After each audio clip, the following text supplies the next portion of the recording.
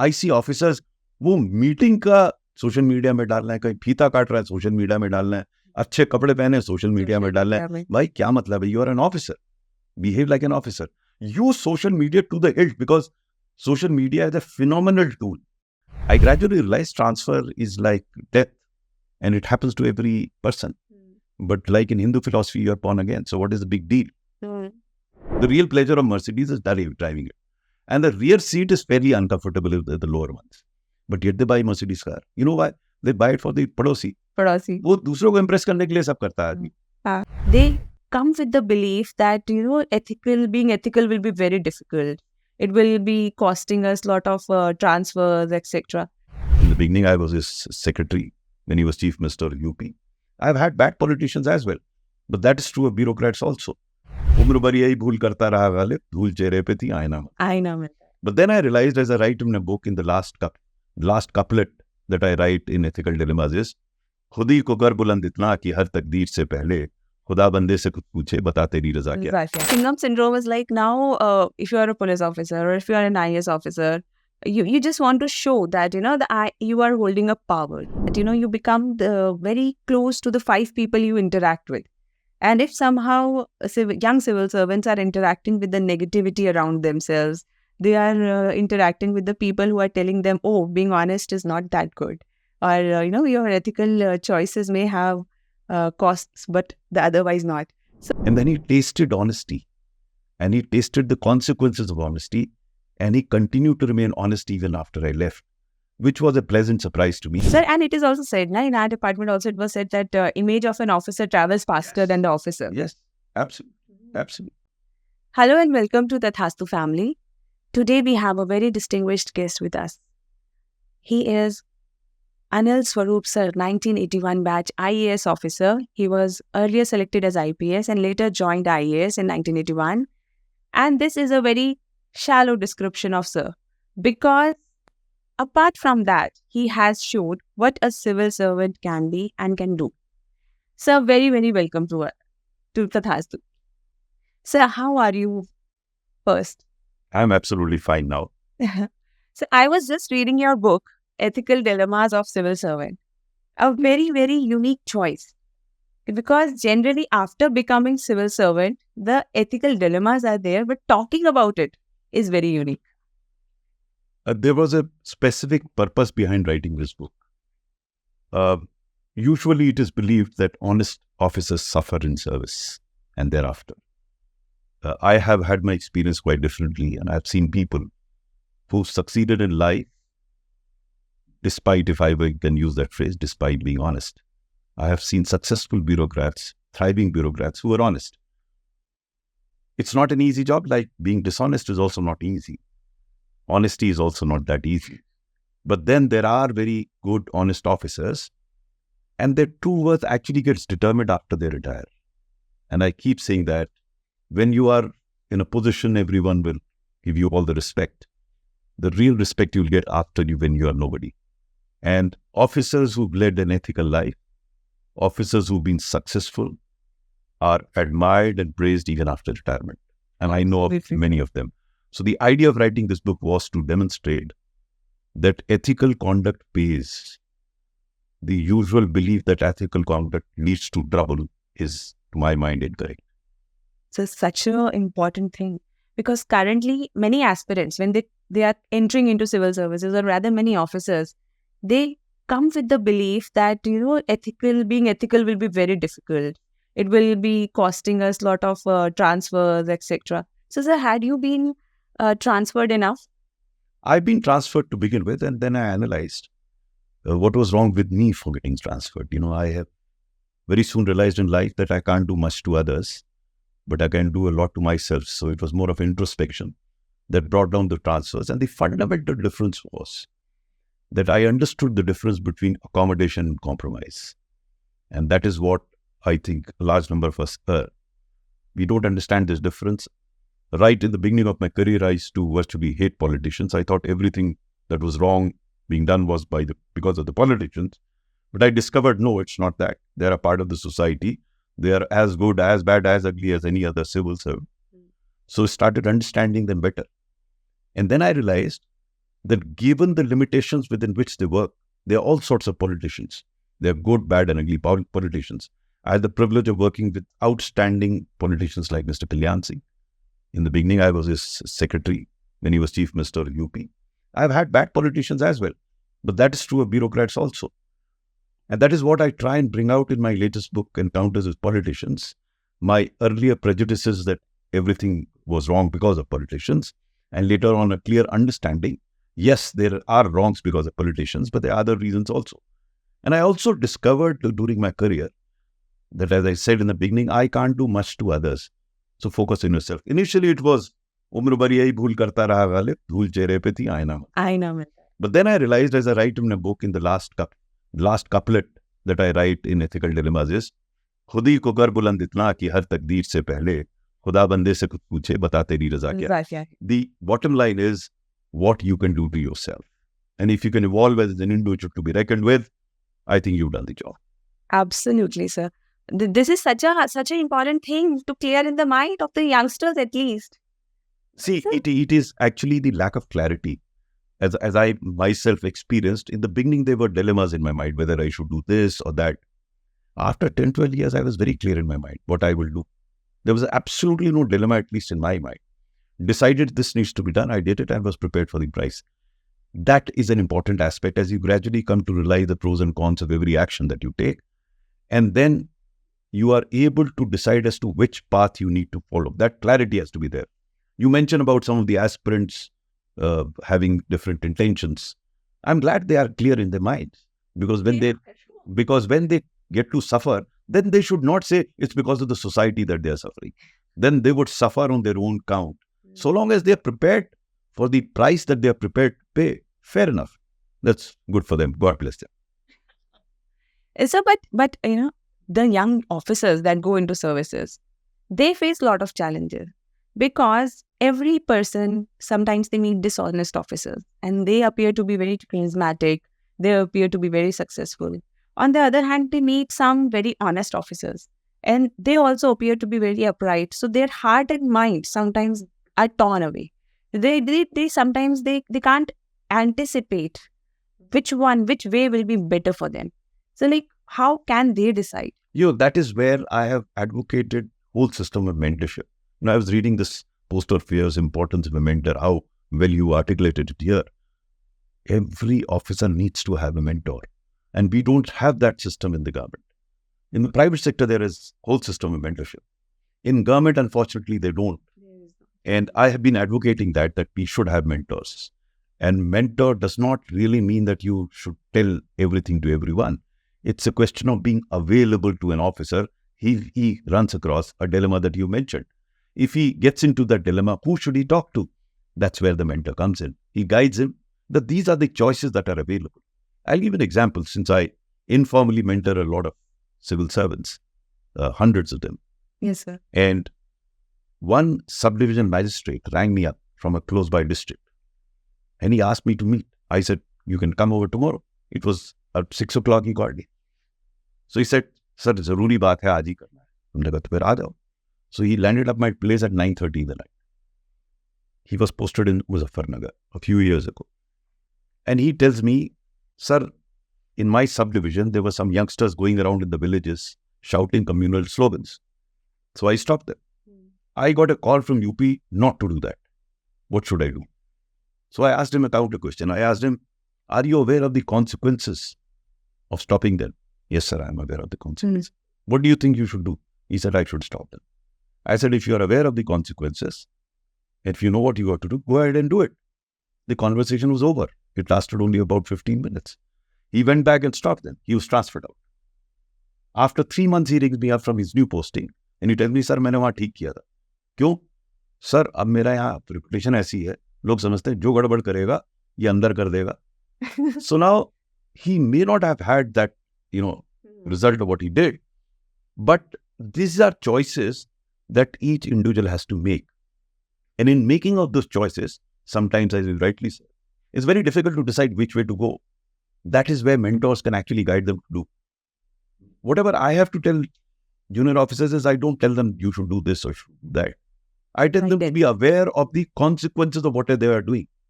So as I keep saying, there is a price for being honest. There's a price for being dishonest.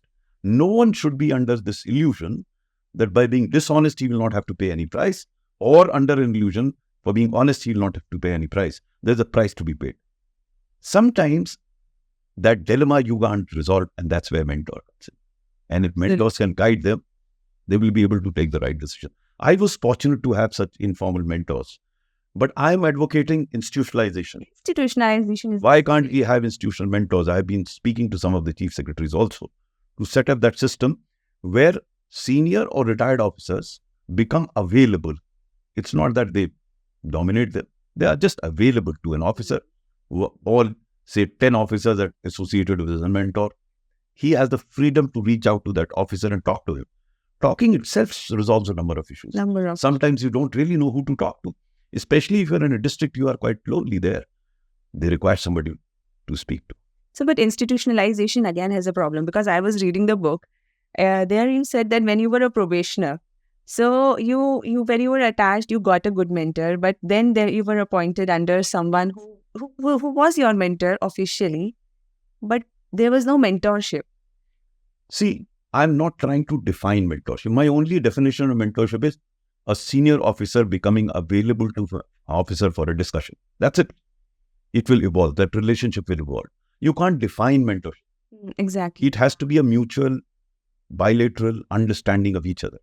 And it helps in the sense that in my own career, there were occasions where I needed to talk to somebody.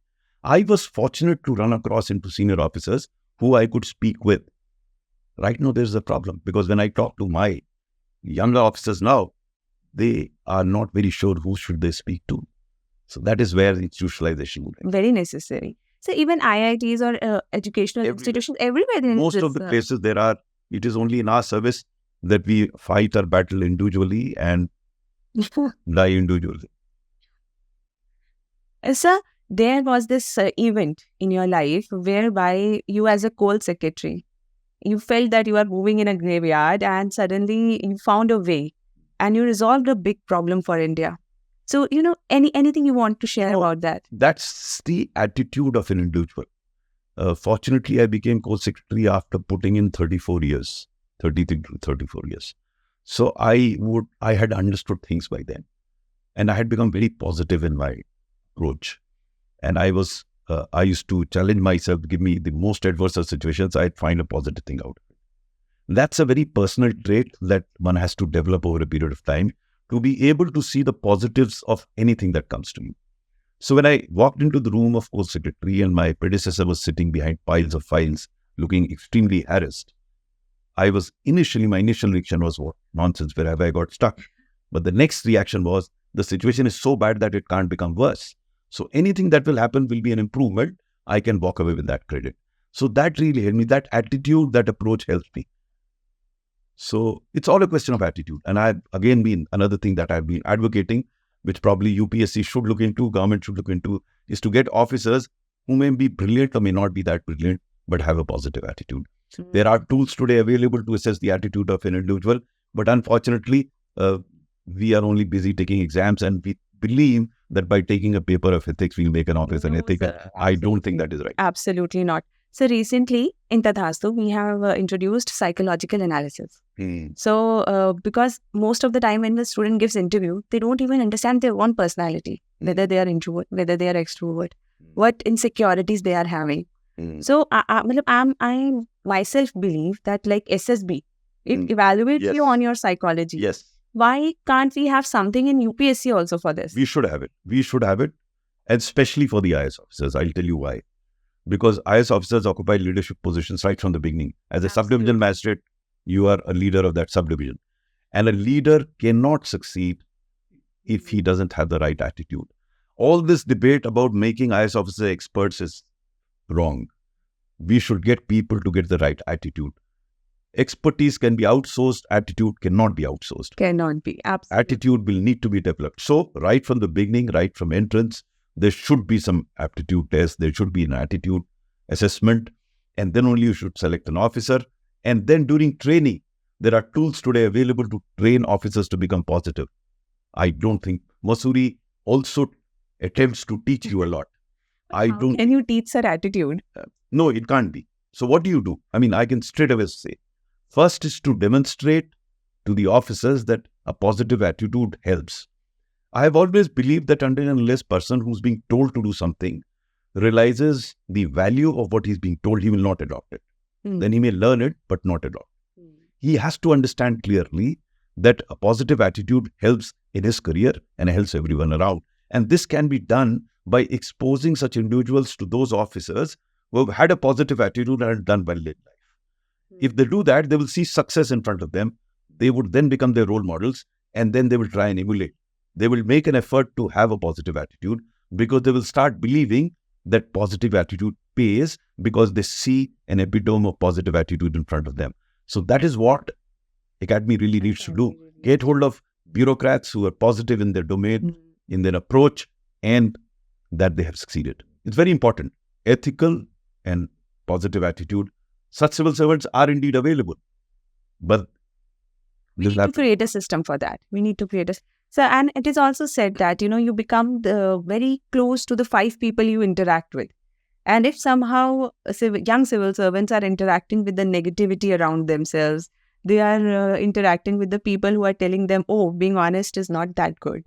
Or, your ethical choices may have costs, but the otherwise not. So, so there needs to be a system in place. Yes. Where that positive... And it can be done. I mean, I'm convinced about it. Can be, sir. It can be. I think the word needs to get out that there is a requirement of such system. Sir, you were once posted in Investment Corporation of State. Yes. And there you helped many corrupt officials, rather, to see the other side, to see or to become a better person. You shouldn't say that I helped them. It was a situation where an occasion arose where it was first of my experiment with an extremely dishonest officer to attempt to show him the positive side of being honest. Fortunately, I succeeded. I could have failed.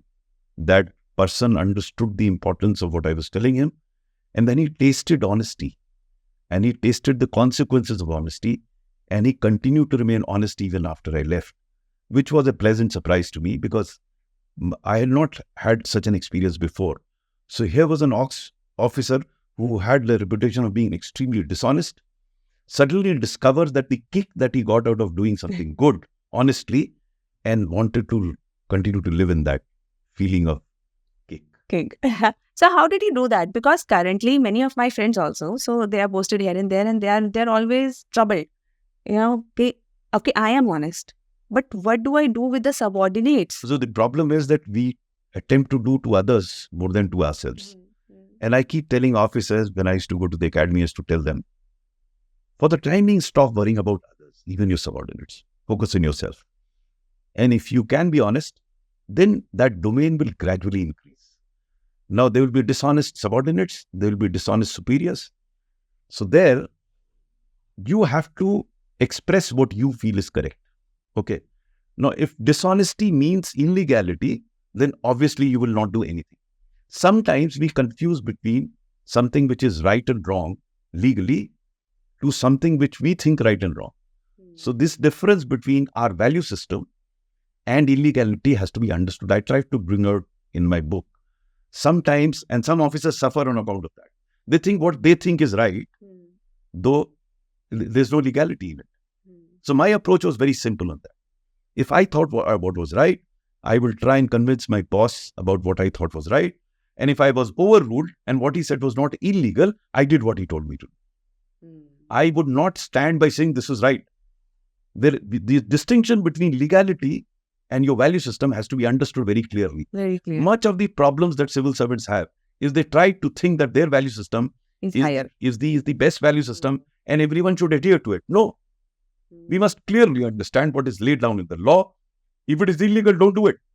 And I initially when I suffered on account of getting transferred was on account of this, because I thought all politicians were rascals. They were bad. So whatever they told me, I took it differently. Gradually, I realized, we may disagree. He may have a different value system. Yeah. So long as he's not telling me anything illegal, I should have the communication skills to convince him. And mind you, I have not counted it, but almost in 90-95% cases, I was able to convince the politician. If he tells me 10% things which he overrules me and which is not illegal, why should I fight with him? I should accept it. He also has a popular mandate. I'll give you an example. And I learned it early in my career. I was additional registrar cooperatives looking after banking, known to be a very corrupt department. One of the sources of corruption was transfers and postings. And there was a particular category in which a lot of money changed hands where husband and wife wanted to be posted together. Now, what is wrong in that? I can have a principle, no, it should go by system, this, that. So they used to approach politicians and politicians used to put pressure and get them together. So I came up with a formulation, said that if these conditions are fulfilled, they should be posted together. Exactly. And that formulation worked. Now the point is, I could have said, no, they should be separate, this, that. I may have a value system. But my value system, if it is in conflict with somebody else, and there's no law involved in it, and that somebody else happens to be my boss, then what is the point in fighting? I have seen officers wearing their honesty here on the sleeve and doing nothing. And one chapter in my book is honesty alone is not enough. Honesty is a necessary condition for a civil servant, but not a sufficient condition. He has to be efficient. Now, in this becoming efficient, you have to accommodate people. Accommodation means that someone is requesting you for something which is not illegal. But in your value system, you think it is not. Your attempt should be to help. If an officer establishes a reputation of a doer, he does things. If you say no to somebody, he will not feel hurt. So you will be a sought after officer. They will say, "Galat kaam to nahi karega, lekin kaam bahut acha karta hai." Kaam kar dega at least. And I can tell you, after 15 years of my career, no one came to me with a wrong recommendation. I was not. People ask me, "You held sensitive assignments like Coal Secretary, Education Secretary. Were you ever under political pressure?" No. Because the politician knew कि मैं गलत काम करूंगा ही नहीं, तो कहता ही नहीं था. That is the problem. Sir, and it is also said, in our department also it was said that image of an officer travels faster than the officer. Yes, absolutely. So that image is very essential. Sometimes, not image building. Not image building. That's the social media part. These days, I find young officers using social media to promote themselves. It's a tragedy. It's a tragedy. I'll tell you why. Because social media is a great instrument of conveying information, of telling people around. But not build yourself. I see officers, वो meeting का social media में डालना है, कहीं फीता काट रहा है सोशल मीडिया में डालना है, अच्छे कपड़े पहने सोशल मीडिया में डालना है. भाई क्या मतलब है? You are an officer. Behave like an officer. Use social media to the hilt because social media is a phenomenal tool. I'll tell you, I didn't know much about it. When I was coal secretary and we were having these coal block auctions, and I used to receive calls till late in the night because auctions were on and people wanted information. So my sense asked me, क्या कर रहे हैं आप? मैंने कहा लोग पूछते हैं, मैं बता रहा हूँ. बोलिए क्यों करते हैं आप? ट्विटर पे ट्वीट कर दीजिए, सबको पता लग जाएगा. I didn't know Twitter then. So I joined the Twitter and started tweeting on it. The coal auction latest dates and all details. India Today called me a Twitter secretary because I was using Twitter to the hilt. I do that even now. Now, social media can be used for dissemination of information. And we must understand the distinction between building one's own image, which they can do after retirement, but not in service. Not in service. Service, you have to promote what the government says, what the policies are, how the implementation is happening, not yourself. Sir, I generally call it the syndrome, Singham syndrome. That it is somewhat a Singham syndrome. Though I have not seen the movie, I understand what you're telling me. So, Singham syndrome is like now, if you are a police officer or if you are an IAS officer, you just want to show that, you are holding a power. And it's okay if you have some personal opinion about something. Again, it should not be on some social media till the time you are in service. When some of the officers get bashed on the social media, they then realize there's something wrong. You should not appear in, so to say, it should not be a personal affair. An officer is an officer is an officer. Personal is a personal. Absolutely. It can't be mixed. The two cannot be mixed. And I see people, they're fashion shows virtually. I see officers and I feel sad. What are they? Are they officers or they're showing off? Sir, some youngsters do not even differentiate between the dignity of the office. I have seen, I myself talk to many young officers and I tell them, whatever it is, maintain the dignity. The clothes you wear. the way you talk to other people, if you are talking in slang, if you are using abusive language, nobody will start, people respect you for that authority. But yes, I think that's the degeneration the society has been, and every society deserves the kind of leadership it has. So that's one thing, sir. So apart from that, I also read in your book that you also faced a lot of personal challenges because of the ethical front that you kept. So what were those challenges? To begin with, you face those challenges because people don't understand you and you don't understand people. But gradually they come to understand. So, for example, in Hardoi, when I took an MLA on, so I was transferred out. At that point in time, I felt very dejected because I thought I'd done the right thing, and yet I got transferred. But my whole approach to transfer underwent a change. I gradually realized transfer is like death, and it happens to every person. But like in Hindu philosophy, you're born again. So what is the big deal? Why worry about it? So I stopped worrying about it. I distinctly remember in another case where my minister wanted me to suspend a deputy director without any fault of his. And the order was legitimate in the sense that the minister had the authority to suspend that officer. I didn't know how to help him. So I sent the file to the chief secretary, because that was the protocol, that if I disagreed with the minister, I could send the file to the chief secretary. I sent it to him. He sat on the file. So the minister was probably upset or whatever. He spoke to the chief minister and I was transferred out.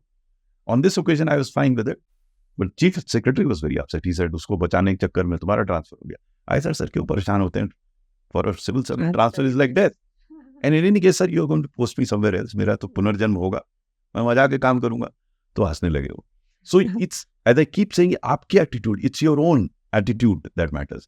If you develop that attitude of looking at positives of everything that is happening to you, you will be a happier man. You will be a better man. You will be a successful person. That takes time to understand. It took a lot of time as far as I was concerned, 10 to 15 years before I understood all this. But then life became very easy. Initial 10, 15 years were difficult in the sense that I was ending up fighting with most of the people around. I know. So, ऐसा भी हुआ क्या आपके साथ कभी कि आपको ऐसा लगा हो कि ऑनेस्टी तो ठीक है, लेकिन लोग समझ ही नहीं पा रहे? मैंने शुरू के बाद लोगों को समझानी बंद कर दी. See, I was so focused on myself. In that sense, I had become selfish.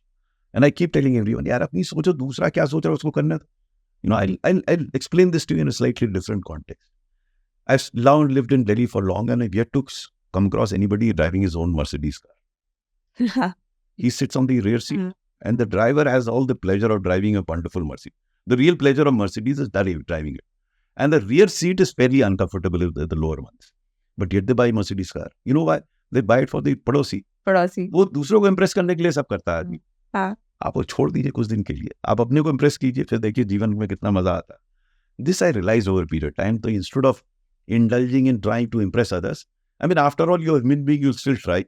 But you get over that. Your entire life is not determined by your clothes, your bearings are not determined by, अरे वो क्या सोचेगा, अरे अपना करो यार, जो आप ठीक समझो. And then as officer, I determined I can get away with a lot of things. When I totally focused on myself, not really bothered about what others thought about it.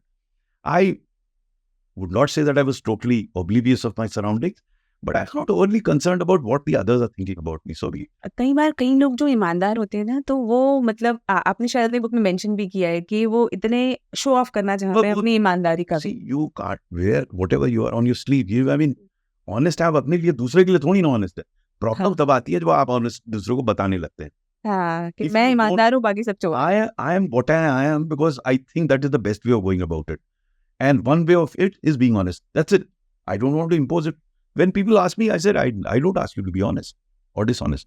It's your choice. I'll tell you what has been my experience as an officer that I was. You take a call whether this is the right thing. Who am I to tell you what you should do? I tell them what I did. So all my books so far are not pontificating what others should do. Nowhere have I written. I know. I have said this is what I did. This is where I suffered. This is where I enjoyed. This was my experience. The real account. That's what happened to me. You take a call what you want to do in life. Sir, मुझे सबसे ज्यादा बड़ी बात ये लगी, आपको याद कैसे रहा सर इतना सब कुछ? You know, I shouldn't say that I have a great memory, which I don't. In fact, as you grow old, you tend to forget. But what I did was, I used to write a page every day in my diary, every day, throughout my career, right from my police days. Before that, I never wrote. But when I got into service, I started writing a page each day, and I kept writing till I retired. Now I don't write. So that helped me recall a number of incidents. So, like my last book, Encounters with Politicians, this is based on my interaction with politicians. Much of it is recorded in my diaries. So I had to pick it up from there, paraphrase it, and book emerged in no time. So this is a good habit.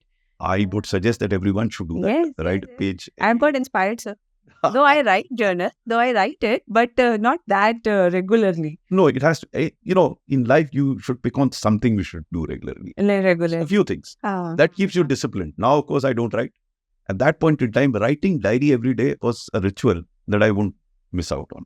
So, but time, like you were professionally engaged, personally, things happen in our life. I was never short of time. Is it? Never ever short of time. I was probably the only Secretary Government of India who left office at 6 o'clock. Seriously, sir? I was the only secretary, except the first 2 months as Coal Secretary, where I was managing crisis. On occasions, I slept in the office. But after that, as Coal Secretary, as Education Secretary, and the secret is very simple. You have to trust people first. Most of us don't trust people. If you don't trust them, you won't delegate. If you won't delegate, you will end up doing everything. And if you end up doing everything, probably you'll not do well because there are people who can do things better than you. The job of a leader is to find the right person to do the right job, provide him necessary protection, provide him necessary space, provide him necessary support, help him, guide him, not do it yourself. The problem is if you end up doing yourself, then you will get stuck. I had so many things to do in life that I cannot possibly, as a student, I was a reasonably good sportsman. I played almost every sport. I was a debater. I learned music. I'm producing, directing plays. I used to do everything. And I used to study as well. So it's a question of how you manage your time. How much time you spend after waking up. How many cups of tea you have before you go to the toilet. How much time do you spend in the toilet? These are times that can be saved. We normally don't reflect on, and I tell aspirants to civil service. Each one of you tell me there's no shortage of time. There is shortage of time. I tell them, how many hours do you sleep? 7 hours at the most. You have 17 hours. So much you can do. All you have to do is to plan in advance. Yes. We don't plan. And plans may go awry, but more often than not, those plans will work. So plan and keep changing, but plan something. And for that, discipline is important. I tell aspirants, if you don't discipline yourself until you're a genius, you won't qualify. And discipline means planning. Discipline means sticking to that plan. Strategy. So people sometimes mindlessly go through the hustle of the work. So when I also started this Tathastu, I was also in a rustling. I was like, officer ki life badi alag hai. So, but yahan pe you have to look at several things. But yes, later on, management is the only thing that helps you. So you also started with a very interesting idea, the nexus of good. It attracted me big time. I was like, what is this? It emanates from your positive attitude. There's so many rights and so many wrongs going on in the society, but naturally we like masala. So we love talking negatively about people, about institutions. We don't enjoy talking good about others. So you have to cultivate that. And the idea was very simple. If all the rascals and the ruffians of the world can come together and make life difficult for us, why shouldn't good people come together? Exactly. Because most of the good people fight their battles all alone. We do not have this tendency of appreciating good work around us. In the last year of my career as Education Secretary, I came across instances where phenomenally good work being done by institutions, by individuals. And I started noticing them, and that is for that point in time, this got germinated. And post-retirement, we started this movement, Nexus of Good. It's a foundation. And in this foundation, we have a portal. We have regular events. There are about 20 city chapters who have their events. We have an annual program where we award people who are doing good work. So if you visit that site at nexusofgood.org.in, you will find hundreds of positive stories. The idea is very simple. Demonstrate to the people that good can be done, not only because it should be done, it is because it is being done. You have to notice, you have to identify good work, You have to understand good work. You have to appreciate good work. You have to replicate good work. You have to scale good work. And this is not merely in one domain. The other aspect of Nexus Good is private-public partnership. The reason It's not just for civil servants. No, it's most of the stories on the portal are non-civil servant stories. So, but they have to come together. Why?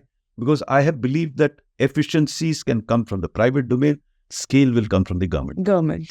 So there are good people both in the public and private domain. There are bad people in both in the public and private domain. The tragedy is the private sector feels that everyone in the government is corrupt. The other tragedy is everyone in the government feels that everyone in the private sector is only making money. Both are equally wrong. The good people on either side of the fence.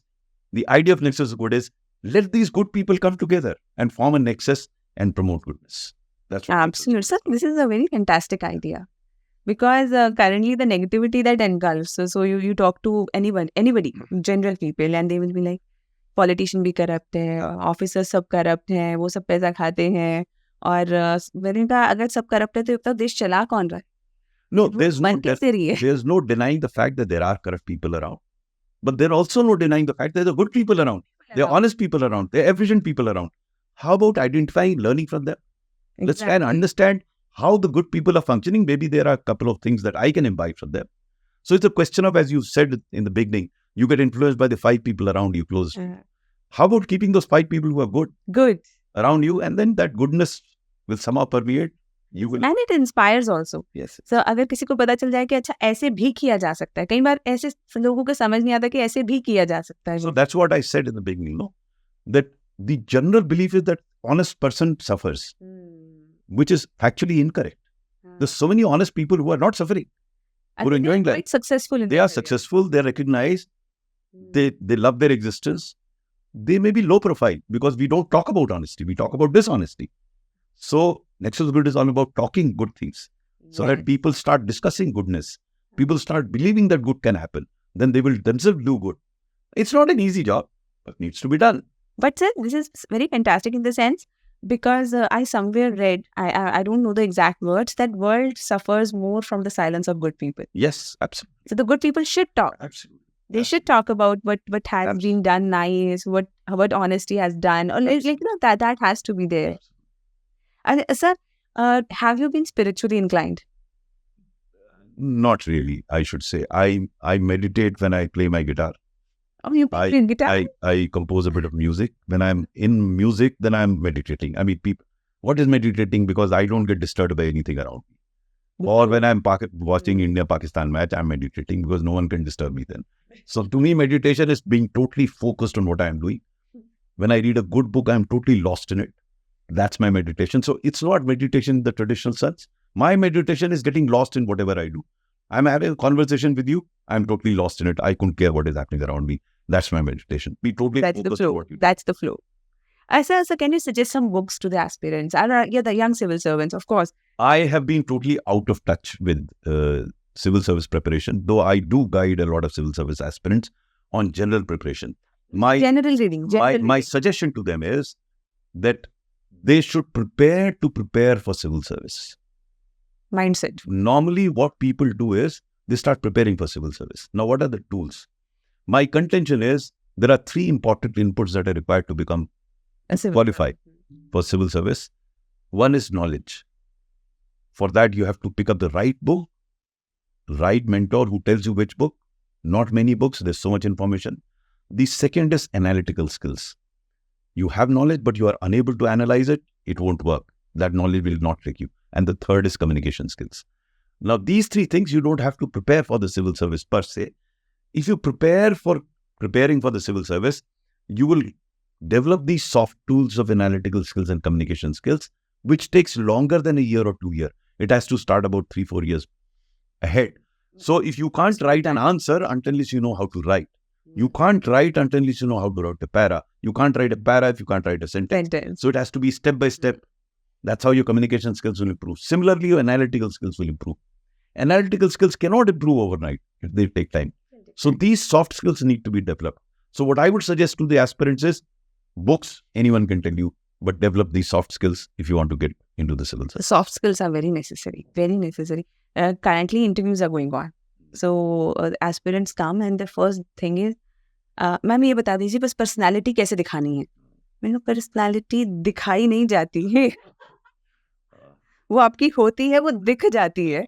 तो उसको आप overnight आप 10 दिन में नहीं change कर सकते। उसके लिए आपने अगर ग्रेजुएशन में काम किया हो, अपनी तैयारी के दौरान आपने काम किया हो तब होगा, वरना अदरवाइज 10 दिन में क्या होगा सर उसके अंदर। सर आप जब आप डिसीजन लेते हैं, so what do you keep in mind? So one thing that is very problematic for most of the people is when they take decision, they get confused. They don't know which direction they go or how should they take decision. So what so are you your guys? evaluate the pros and cons of the various alternatives that are available with you. That's a technique and that's an approach that you have to adopt in terms of evaluating what are the possible consequences for it. On the basis of the consequences, once you can decide that, then you will be able to eat much easier. But you can't jump onto a decision intuitively. Maybe over a period of time, you develop that and then you can do it intuitively. But to begin with, you have to take a conscious assessment of the pros and cons of whatever decision you take, whichever path you want to follow. And then for this purpose, to begin with, that's where again mentor comes in. They would help you. Mentors can guide you that this could possibly be a better approach. And they can help you understand the futuristic vision of your possible consequences of the decisions that you're taking. Sir, have you met with positive and very good intentioned politicians? Oh yes, most of them. I worked with Mr. Kharge, very positive in his. Very positive. Pleasure working with Mr. Prakash Javadekar, different political parties. With Mr. Arun Jaitley, one of the finest of it, finest leader. Mr. Kalyan Singh. I've had fantastic ministers to work with, and there were people that one who asked me to suspend a deputy director in the office. So it takes all types. So, sir, when you interact with politicians, so what are their real motivations? So, because this is something which is always see, I have not. Initially, I used to think about their motivation. The rest I said, he may have. How am I concerned? So long as what he's telling me, first assessment is it should not be legally incorrect. It should be. Then come values. Then what I think is right and what I think is wrong. Then I will tell him what I think is right. On law, there's no compromise. On values, on approaches, I will tell them this is right. I'll give you an example. This was a CBSE paper leak. Okay. My minister wanted to remove the chairman CBSE. Okay. Now, there's no legality here. He had the authority. He could have spoken to the Prime Minister and the chairman CBSE would have been moved out. Perfectly legal. But the value was that I thought if we remove the chairman CBSE, it will send wrong signals in the organization because it was a known fact that she was not to be faulted. And without a fault, if you remove somebody, it demoralizes the entire company. Now, this is a value. There's no law here. So I had to convince my minister about it. My minister said, the situation is such that she will have to be removed. Now, how do I do that? I tried to convince her that it will lead to demoralization. He said, nahi. Then I came up with an argument which clinched. What was that argument? I told him, sir, abhi to media CBSE chairman ke piche padi hui hai. She's a buffer between you and them. Yeah. Sir, the moment you remove her, they will be after you. Get the trick. So, there was no law here. There's no legality.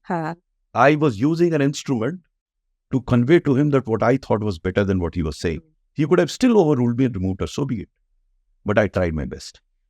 So that's where your understanding of the situation comes in. That's where your communication skills work. That's where your innovation power. So that is what that needs to be cultivated over a period of time. So did you ever get inspired by Sir Humphrey from Yes Minister? Or... No, I haven't seen. I've heard about it. I've seen clips here and there. Okay. Not much. I have not seen Yes Minister. You haven't seen it. I have some clips here and there. I find it interesting, but I never found time to watch the whole show. As an education secretary also, but there are a lot of things that UPSC examination pattern is I think it's lacking somewhere. Because even after taking 3 stages of examination, still the people sometimes that enter the services may not be most suited for the job. I have written about it. I have said that this needs to be reworked out totally. Because to me, for a civil servant, attitude is the most important part. Not as much as expertise. If you have the right attitude, you'll develop that expertise. So this assessment of the attitude has to commence right from the entry point. But making an assessment of attitude requires a longer time and a different technique as compared to what UPSC is doing now. Right now, they're asking them to answer questions in 3 hours, which is very good, which should be done because such skills are to be tested. Very fine. Interview for 25 minutes, you can hardly gauge what's going on. It has to be longer, especially for the IAS who occupy leadership positions. I think their attitude, they can destroy a department. They do destroy a department, a negative man. So you test that attitude. Now, I'm not very sure whether 20 years ago such tools existed. Today, you have tools to make an assessment of the attitude of an individual, not by taking an ethics paper, but in a different way of group discussions. It can be done. It will become a bit subjective, but so be it. You will then stand to be corrected in about 80% of the cases. 20% may still be wrong. But today, I'm not very sure we have 80% officers with positive attitude getting elected or getting selected. So my suggestion would be this has to be reworked totally, not merely in terms of recruitment, in terms of training as well. The training that is imparted in the academy, I mean, I shouldn't say much about it, but they're very experts sitting there. But the focus on making them experts, officers, I don't go with it. They should be given different sort of inputs to reinforce the fact that positive attitude helps. Time and again, get hold of people who've done well as officers or in their personal careers and the attitude that they had, so that the officers feel convinced that attitude is extremely, extremely important. And what sort of attitude? So these things need to be conveyed. I shouldn't use the word taught because attitude cannot be taught, but it has to be conveyed and imbibed by the officers there. Again, there are tools available for that. Those tools should be used. Absolutely, because if a normal person in educational excellence, they go, but they are not with good attitude, it's okay. But as civil servant, as an IAS officer, there is serious problem. Serious problem. Absolutely. Thank you so much, sir. It has been such a lovely interaction. And one last thing, sir, any message you would like to give the budding aspirants? Enjoy the journey that you're incurring. Don't treat this journey for becoming a civil servant as a burden on your head. If you enjoy and smile and focus on what you got to do, you'll succeed. And so about mental health, because currently I see a lot of students coming under, burden and depression kind of situation. It's not very difficult if you think it this way. There is nobody on this earth who hasn't committed a mistake. There's nobody on this earth who hasn't failed at some point in time. So it's natural to fail and commit mistakes, but don't commit the same mistake again. Thank you so much, sir. Thank you so much. Thank you.